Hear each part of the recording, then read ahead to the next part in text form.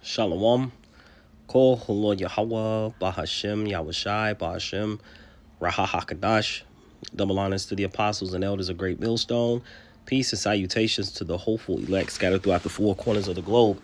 My name is Barad DeBall, coming to you from the GMS campus, Indianapolis. And to all those listening and learning, to you, I say Shalom. Especially to you so-called blacks, Hispanics, and Native Indians that make up the 12 tribes of Israel. Title, this is No Honor Amongst Thieves. And so we're just going to get right into it. Hopefully it's edifying, uplifting, exhorting into the elect body of believers. It says, no honor amongst thieves. It said it is a phrase that means thieves have no moral conduct and cannot trust each other. So, of course, we know if you've been listening to the men of GMS, starting with our head apostles and elders and the bishops, those that teach the likewise doctrine, you'll understand that the wicked Esau, Edom, the so-called white man, is that thief that the Bible speaks of. And there are many points that we go into to show, how they have raped, robbed, and murdered and pillaged. So when you go throughout the history from the Aztecs, the Incas, the Mayans, the tribe of Gad, which is the Native American Indians, also how they actually stole a people from another land, the so-called blacks, and put them in chains. And so with all of that being said, if this is their makeup as a people to cause harm and trouble, then what do you think the end of them would be? So let me get a scripture really quick. It's one of my favorites.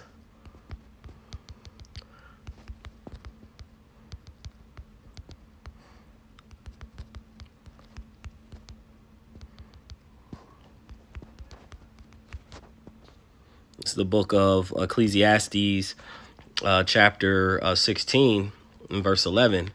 It says, let me see what 10 says. Okay. Verse 11, he says, if there be one stiff neck, which is proud, okay, heady, high-minded, among the people, right? So, if they're among, even if it's among the children of Israel, but among anyone, right? Because Yahweh Ba'ashem Yahushai said when he returns, he's going to give everyone according to what their work shall be, right? So he said, if there be one stiff neck among the people, it is a marvel if he escape unpunished. Let's look up this word marvel really quick.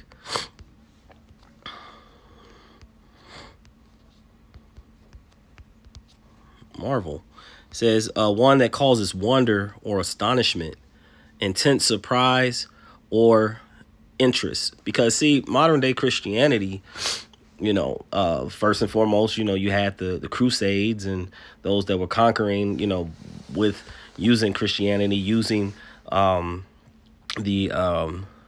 under that cross, forcing our people, to worship that white man Jesus.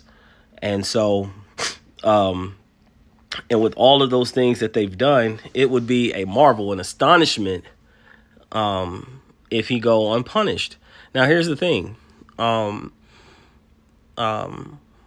They have, in modern day Christianity, they have this thing where they believe that all people shall be saved. All they have to do is just believe.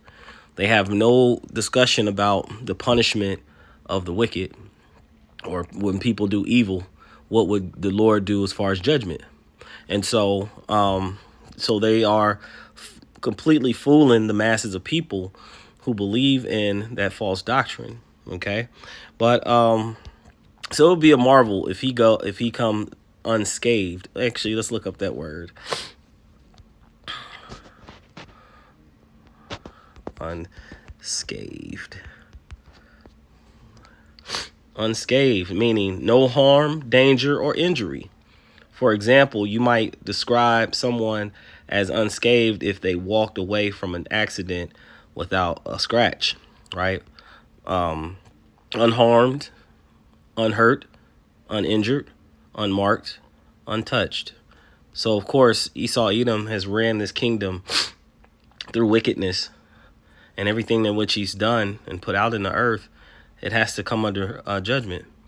And so this is the book of John chapter 10, verse 10. It says, the thief cometh not but to steal and to kill and to destroy. So when you look at the history of this so-called white man and what they have done with throughout history, how they have conquered many lands, even to this very day, how they've gone into many lands. And then, of course, what we have going on today, you know, the deportation of the very people who actually once owned this land, who this land was actually taken from, right? But he says, I come that they might have life, they, the elect, and that might have it more abundantly. So the thief is completely contrary and opposite of Yahweh, Ba'ashem Yahushua. This is the book of, actually, let me get one more. Verse 11, and if there be one stiff neck among the people, it is a marvel if he escape unpunished. So that's that unscathed, right? For mercy and wrath are with him. So Lord, when he returns, he's going to be bringing salvation and destruction. This is our hopeful year of the salvation of the elect of Israel and the downfall of Esau Edom's kingdom. He says, and is mighty to forgive and pour out displeasure. So he's going to be doing both when he comes with the chariots of the Lord. And there's many videos showing and explaining that. As verse 12, he says, as his mercy is great, so is his correction also.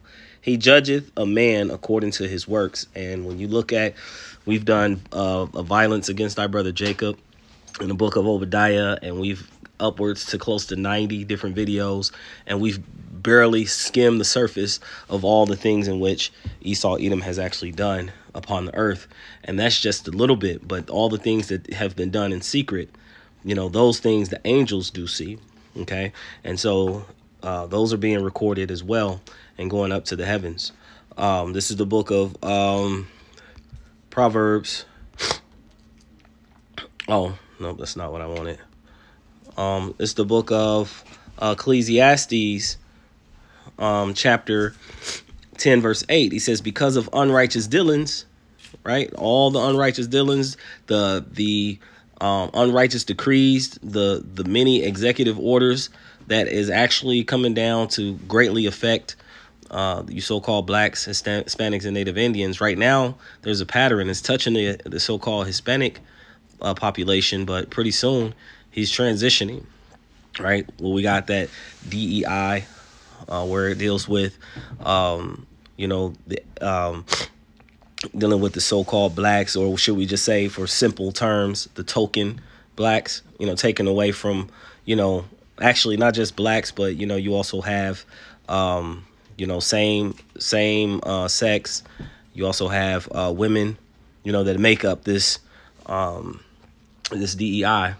But he says, because of unrighteous dealings, injuries, and riches gotten by deceit, the kingdom is translated from one people to another. So pretty soon, because of all the things in which he's done, everything that he's heaped up to himself, he's going to have to give that back, right? Let me see. This is because, again, here's the thing. And even if he was to last, right, you have, you know, Edom is divided now, you know, amongst themselves. And you see that with, you know, when it comes down to war, you know, we got Russia, America, Israel. You have economic divide amongst the nations. They have this, you know, I would say money grab, but this quick movement to see who can get the AI pushed fast, which was really leading up to that one world order, that having that great power over all the people. But in actuality, again, the Lord has said amongst thieves, right? He says, never trust thine enemy, for like his iron rusteth, so of his wickedness, right? So he says, though he humble himself and go crouching. So when he has his laws and he speaks fine, fair words, the scriptures talk about believe him not. He says, yet take good heed and beware of him, and thou shalt be unto him as if thou wiped a looking glass, and thou shalt know that his rust have not been altogether wiped away, which just means that eventually he's going to show, like they would say, show his horns, if it was a bull, or show his fangs if it was a snake, right? It says, set him not by thee, lest when he have overthrown thee, he stand up in thy place, neither let him sit at thy right hand, lest he seek to take thy seat. And see, this is what happened when they came over and the natives set many treaties with this people. And of course, as time went on, they broke every last one of them. Excuse me. And it says, lest he seek to take thy seat, and thou at the last remember my words and be pricked therewith. So now in the last days, these times, you see that this land once was inhabited by the northern kingdom, and now it's completely ran by Esau Edom, and then the pride of them to tell them to go back to your own land. Okay. He says, who will pity a charmer that is bitten with the serpent, or any such as come nigh a wild beast? Says, so one that goeth to a sinner and is defiled with him and his sins, who will pity? So of course, we're not to trust him. We're not to put because he's taking advantage of his own. Actually, let me get that. Evil to himself. This is a very good one here. This is the book of Sirach, chapter 14, verse 5. It says, he that is evil to himself, to whom will he be good? So if he's taking advantage of his own people, how much more those that's not of his elk? It says, he shall not be take pleasure in his goods. He says, there is none worse than he that envieth himself, and this is a recompense of his wickedness. So he's going to get paid for all the things that he's done, right? And he's done nothing but greed. Like it tells you about the horse leech that has two daughters crying, give, give, right? A leech, on a horse would do nothing but suck blood and continue to suck blood until it's drained you out. But here we go. So this is, we'll end with, actually, I think that was about it. Let me see. We'll go back here. So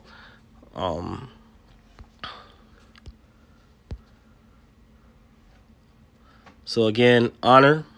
There's no honor amongst thieves.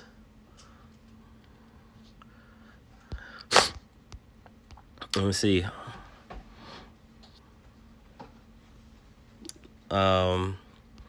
Is a phrase suggested honor within a group that is not considered honorable, trustworthy, or morally righteous to outsiders. Okay, so we know that if they're not doing right unto themselves, how much more of you so-called blacks, Hispanics, and Native Indians of the 12 tribes of Israel, especially to the elect. Hopefully this is edifying unto the body. Before I end, I'd like to give all praise, honor, and glory to Yahweh, Bahashim, Yahushai, Bahashim, Rahahakadash. Double honors to the apostles and elders of Great Millstone. Peace and salutations to the hopeful elect scattered throughout the four corners of the globe. Until next time, all those listening and learning to you, I say, Shalom.